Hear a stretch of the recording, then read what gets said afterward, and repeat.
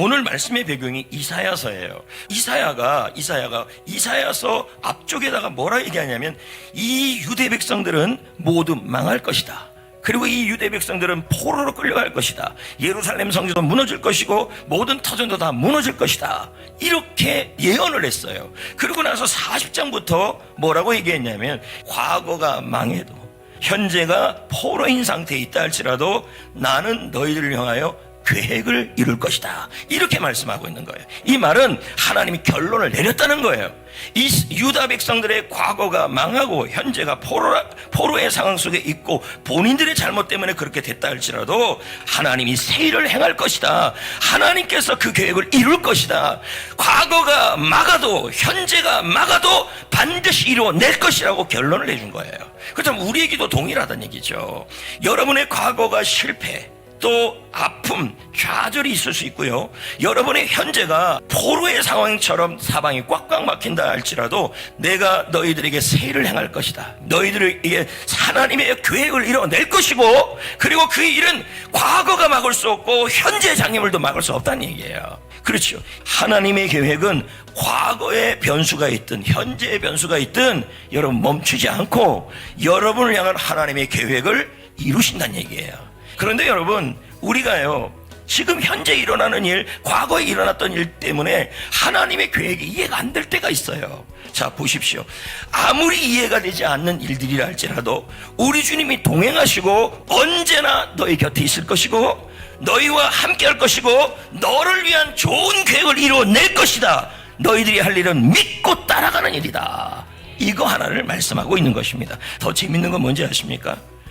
하나님은요, 우리가 과거에 겪었던 배신, 상처, 실패, 좌절, 그것도요 버리지 않아요. 주님은 그 사건들을 하나님의 계획을 이루는 부분으로 써요. 그래서 여러분, 요셉의 이야기를 통해서 우리가 깨닫는 게 세 가지가 있어요. 첫 번째, 하나님의 계획은 우리의 이해를 넘어선다. 이해가 안 돼요. 왜 내가 아프지? 왜 우리 아이는 속썩이지? 왜 나는 결혼 생활이 힘들지? 나는 왜 직장 생활이 힘들지? 답이 없어요, 답이. 그런데 뭐예요? 하나님의 계획은 우리의 이해로 이해하는 게 아니라는 거예요. 그래서 이사야 55장에 말씀하잖아요.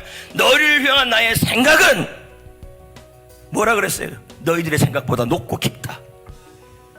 두 번째, 뭐라 나왔습니까? 현재의 고난이 미래의 축복의 씨앗이 될 수 있다.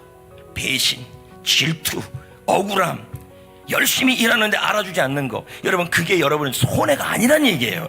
우리 성도들에게는.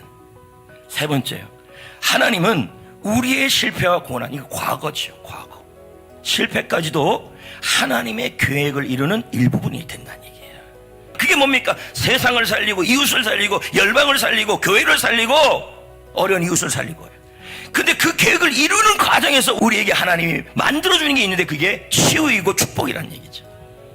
목표가 바뀌어야 돼요. 절대로 하나님의 계획은 흐트러지지가 않아요. 약해지지 말아야 돼요.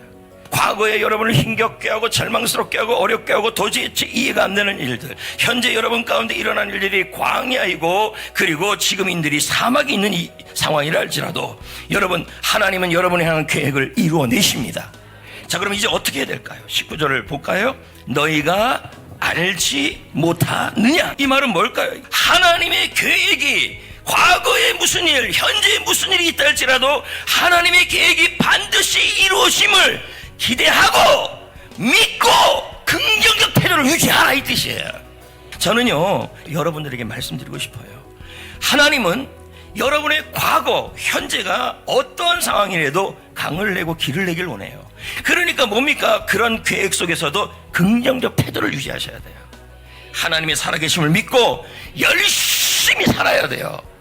그리고 열심히 돈 벌고 열심히 운동하고 열심히 감사하셔야 돼요. 네, 그렇게 해야 되고, 그리고 목적을 합격, 결혼, 물질, 건강, 사업, 직장 이런 거 되시면 안 돼요. 왜요? 되고 나면 뭐가 됩니까? 되고 나면, 사업이 잘 되고 나면요, 만약에 이게 목적이었으면 그 다음요 교회 안 나옵니다. 잘 안 나옵니다. 여러분, 사업이 잘 되려고 하지 마시고 돈 많이 벌어야 될 것은 선교사님 돕기 위해, 그리고 교회를 세우고 이웃을 섬기고 다음 세대를 위해서 내가 섬기고 이렇게 기도하셔야 돼요. 그래야 여러분 잘 돼도 신앙생활 잘합니다. 오늘 말씀의 결론입니다. 하나님은 우리의 삶의 계획을 이루어 가십니다. 새 일이에요. 광야에서 길, 사막에서 강. 뭐예요? 살리란 얘기죠.